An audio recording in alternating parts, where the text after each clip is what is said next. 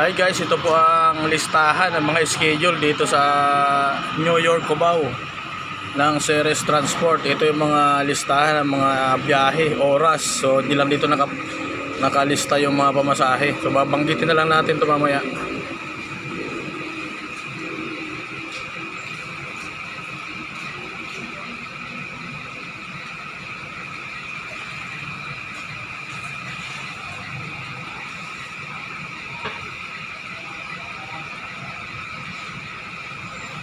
Ayan. Ayan po, pakitingnan yung note. Ang sakayan ng biyaheng Bacolod hanggang Zamboanga. Doon po sa Kamuning, Ceres Terminal.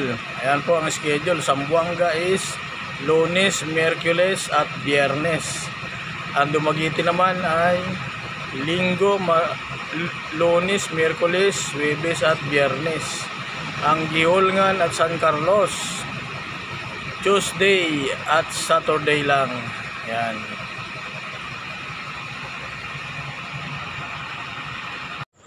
Ayan, hello guys, magandang gabi sa inyong lahat. So medyo tutuloy natin yung kanina. So pinost natin mga schedule. Yan, yung naipost natin kanina is lang, yung mga oras ng biyahe at yung mga ruta kung saang lugar. So ngayon ipopost natin yung tuloy natin yung sa pamasahe naman. Yan. So bago pala yan is unahin natin yung yung Mindoro, yung ruta ng Mindoro. So ayan yung mga nasanay dyan sa rutang Mindoro, Oriental saka Occidental. Yan. Dito na po pumipila sa New York, Cubao yung mga pamindoro. Yan, alas 7 ng umaga yung Oriental. So Oriental yung Pakalapan. Diretso ng Bulalakaw. So ang pamasahe po dyan is 1,500 mula dito sa Cubao hanggang Bulalakaw. Yan. Ganon din po ang Occidental. Yan, Occidental naman po galing dito sa New York, Cubao ay alas 11 ng umaga. Yan.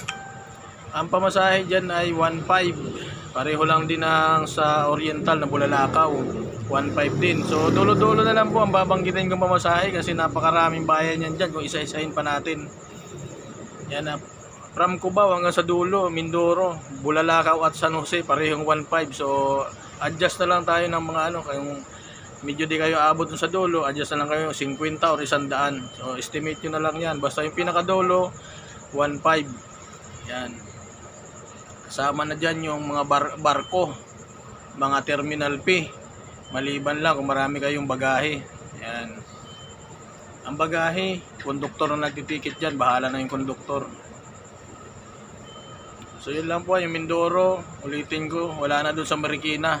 So inaayos pa yung doon. Yan, hindi dito muna pumipila uli sa New York, Cubao. Sa Marikina, wala na muna pila doon. Pero meron po kaming booking doon, Pamindoro. Dito sa New York, kahit di na nakabook ang mga Pamindoro, punta na lang kayo sa oras ng schedule ng bus. Sasakay kayo, hindi na kailangan magpa-booking pag Mindoro. Saka maluwag naman ngayon, hindi nagkakapunuan dyan. So ayan, sa Iloilo naman tayo Iloilo, mula dito sa Cubao. Yan, ganun pa rin ang pamasahe, 2,500.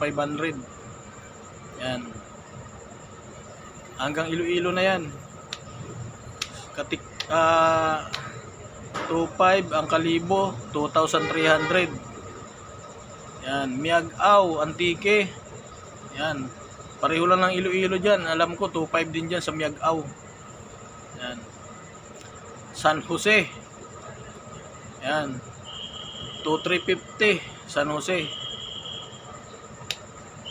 Yan, mga pumasahe dyan ngayon.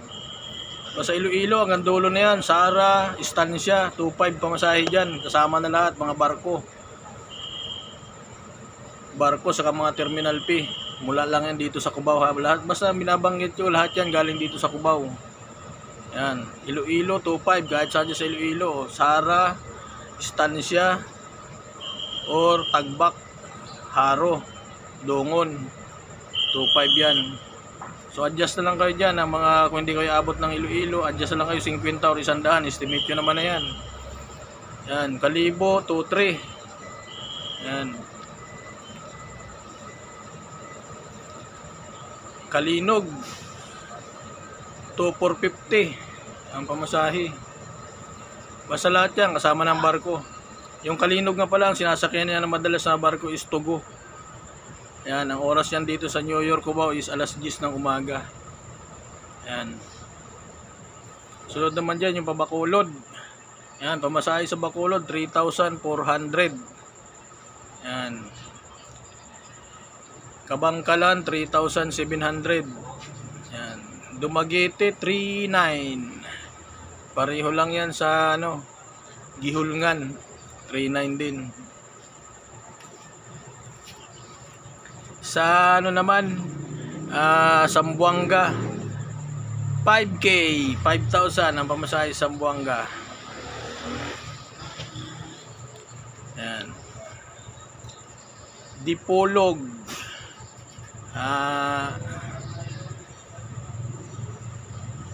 4,800 yan ang Dipolog.